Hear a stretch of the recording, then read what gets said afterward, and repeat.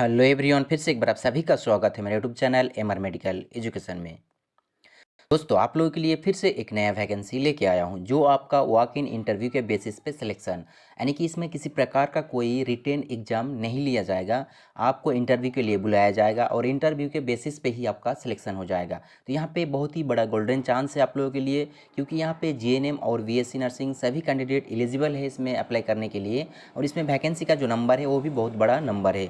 तो आगे जाके मैं आप लोगों को डिटेल्स में स्टेप बाय स्टेप बताऊँगा इसमें सैलरी पे आउट कितना दिया जाएगा, एलिजिबिलिटी क्या क्या मांगा गया है, और इसमें कितना टोटल वैकेंसीज दिया गया है, जॉब लोकेशन कहाँ पर होगा, और इसका जो पे आउट है वो कितना है, क्या है, वो सारा चीज़ एक एक करके बताऊंगा। तो वीडियो को स्किप किए बिना पूरा देखें, और अगर आप हमारे चैनल में नए हैं तो चैनल को सब्सक्राइब जरूर करें।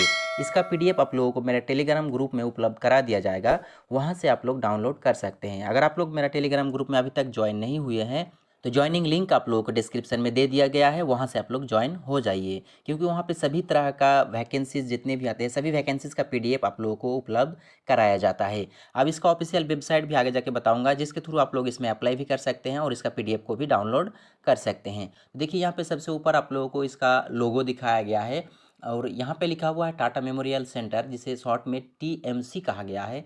टीएमसी का ही वैकेंसी यहाँ पे दिया गया है।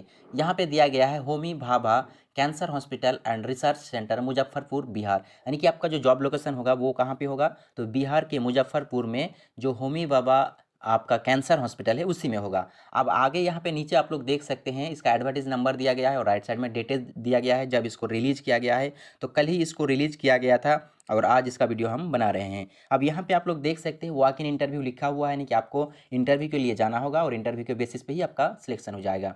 अब जो वैकेंसी है, वैकेंसी का डिटेल्स यहाँ नीचे आप लोगों को दिखाया गया है। यहाँ पे लिखा हुआ है प्रोजेक्ट अकाउंट, उसके बाद दिया गया है रिक्रूटमेंट शेड्यूल, उसके बाद पोस्ट, उसके बाद एसेंशियल क्वालिफिकेशन, क्या क्या क्वालिफिकेशन आपको चाहिए, और अगर आपका एक्सपीरियंस मांगा गया है तो यहाँ पे दिया गया है क्या क्या एक्सपीरियंस मांगा गया है। जो सैलरी होगा मंथली, वो सैलरी कितना दिया जाएगा आपको, वो भी यहाँ पे दिया गया है। उसके बाद यहाँ पे आपको number of vacancy, total vacancy कितना दिया गया है, वो सारा चीज़ एक एक करके यहाँ पे दिया हुआ है। अब एक नंबर में जो वैकेंसी आप लोगों को दिखाया गया है वो है आपका कंसल्टेंट का। तो कंसल्टेंट का वैकेंसी आपका टोटल कितना दिया गया, लास्ट में देख सकते हैं 10 टोटल वैकेंसी दिया गया है। और इसमें जो एजुकेशन क्वालिफिकेशन मांगा गया है, एजुकेशन क्वालिफिकेशन में बताया गया है एमडी या डीएनबी आपके पास है तो आप इसमें अप्लाई कर सकते हैं। यहाँ पे लिख दिया गया है जनरल मेडिसिन का हो सकता है आपके पास डिग्री, या फिर पीडियाट्रिक्स का है, या फिर आपके पास पैथोलॉजी का है, या एनेस्थेसियोलॉजी है आप, तो भी आप इसमें अप्लाई कर सकते हैं। गायनी के लिए भी यहाँ पे दिया गया है। तो यहाँ पे इसे एक बार आप लोग डिटेल्स में पढ़ लेना। उसके नीचे जस्ट यहाँ पे देख सकते हैं एज लिमिट दिया गया है, 45 ईयर्स तक ही आप इसमें अप्लाई कर सकते हैं। 45 ईयर्स के बाद आप इसमें अप्लाई नहीं कर सकते, आप एलिजिबल नहीं हैं। और सैलरी पे आउट यहाँ पे आप लोग देख सकते हैं, बहुत ही लंबा यानी कि बहुत ही बड़ा सैलरी पे आउट आप लोगों को दिया जाएगा।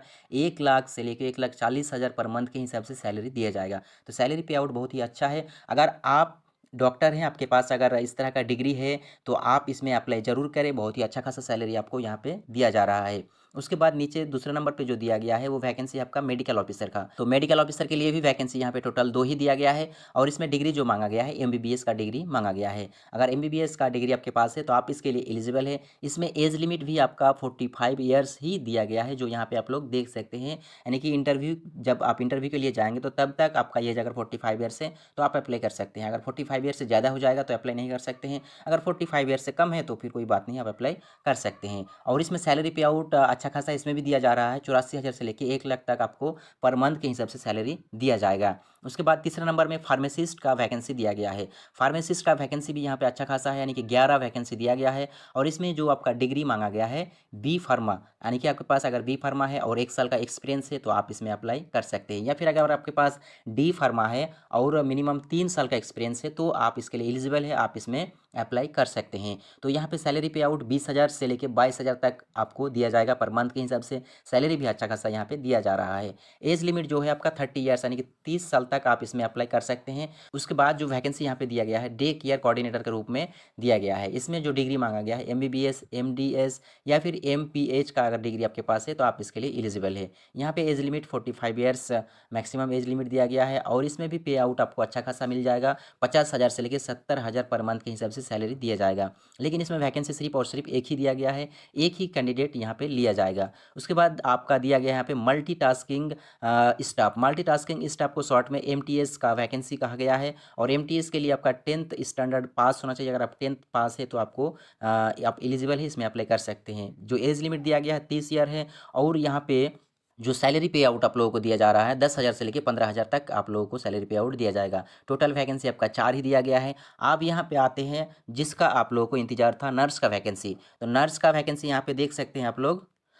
टोटल वैकेंसी यहाँ पे आप लोगों को 33 दिया गया है, यानी कि 33 वैकेंसी दिया गया है। और इसमें जो एलिजिबिलिटी क्राइटेरिया है, यानी कि जो एजुकेशन क्वालिफिकेशन मांगा गया है, आपके पास अगर जीएनएम नर्सिंग का कोर्स करके रखे हैं आप या फिर बीएससी नर्सिंग करके रखे हैं तो आप इसके लिए एलिजिबल है। आप इसमें क्या कर सकते हैं, अप्लाई कर सकते हैं। यहाँ पे बताया गया है कि रजिस्टर विथ आईएनसी या फिर एमएनसी इज़ एसेंशियल। अगर आपके पास आईएनसी है, यानी कि इंडियन नर्सिंग काउंसिल का रजिस्ट्रेशन है, तो आप इसमें अप्लाई कर सकते हैं। एज लिमिट 30 ईयर्स दिया गया है, यानी कि इसमें भी मैक्सिमम एज लिमिट 30 ईयर्स दिया गया है। आप इसमें अगर 30 ईयर्स के बीच में आपका एज है तो आप इसमें अप्लाई कर सकते हैं। 30 ईयर्स से ज़्यादा है तो आप फिर इसमें अप्लाई नहीं कर सकेंगे। और यहाँ पे जो आप लोगों को सैलरी पे आउट 18,000 से 22,000 दिया जाएगा। सैलरी पे आउट यहाँ पे अच्छा खासा दिया जा रहा है। सैलरी पे आउट भी बुरा नहीं है, अच्छा है। तो इसमें आपका इंटरव्यू कब लिया जाएगा, कहाँ लिया जाएगा, उसके डिटेल्स में आप लोगों को यहाँ पे दिखा देता हूँ। अब रही बात इंटरव्यू का, तो इंटरव्यू का डेट यहाँ पे आप लोगों को दिया गया है। यहाँ पे आप लोग देख सकते हैं रिक्रूटमेंट शेड्यूल्ड 1 जो लिखा हुआ है, उसी कॉलम में जितनी भी डेटेड दिया गया है सभी वैकेंसी के लिए अलग अलग इंटरव्यू का डेटेड दिया गया है।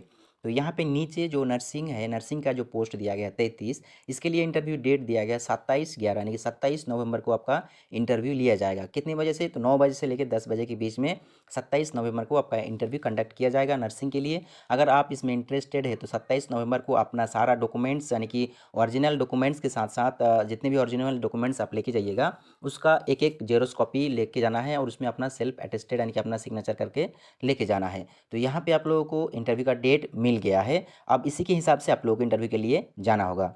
अब यहाँ पे इसका जो ऑफिशियल वेबसाइट है, ऑफिशियल वेबसाइट नहीं दिया गया है। यहाँ पे आप लोगों को दिया गया है इसका ईमेल आईडी, जो यहाँ पे आप लोग देख सकते हैं। इसी ईमेल आईडी के थ्रू आप इससे कांटेक्ट कर सकते हैं या फिर इसका मोबाइल नंबर भी दिया गया है। इसी कांटेक्ट नंबर से आप लोग इसका जो एचआर डिपार्टमेंट है, इस हॉस्पिटल का एचआर डिपार्टमेंट से कांटेक्ट करके आप कोई भी आपका क्वेरी ले सकते हैं। आपको किसी भी प्रकार का कोई जानकारी चाहिए तो आप इसी कांटेक्ट नंबर पे कॉल करके आप लोग पता कर सकते हैं। और वैकेंसी रिलेटेड कोई भी अगर डाउट है आपका मन में तो भी आप इस ईमेल आईडी में आप मेल भेज के या फिर कांटेक्ट नंबर में कांटेक्ट करके आप अपना डाउट को क्लियर करा सकते हैं। ये जो वैकेंसी है ये आपका कहाँ का है, तो बिहार का दिया गया है। बिहार का वैकेंसी है, तो बिहार के रहने वाले खास करके बिहार का जितना भी कैंडिडेट है, अगर आप एलिजिबल है तो इसमें अप्लाई जरूर करें। दोस्तों आज की वीडियो में बस इतना ही, फिर मिलेंगे एक नए वीडियो में नए जानकारी के साथ।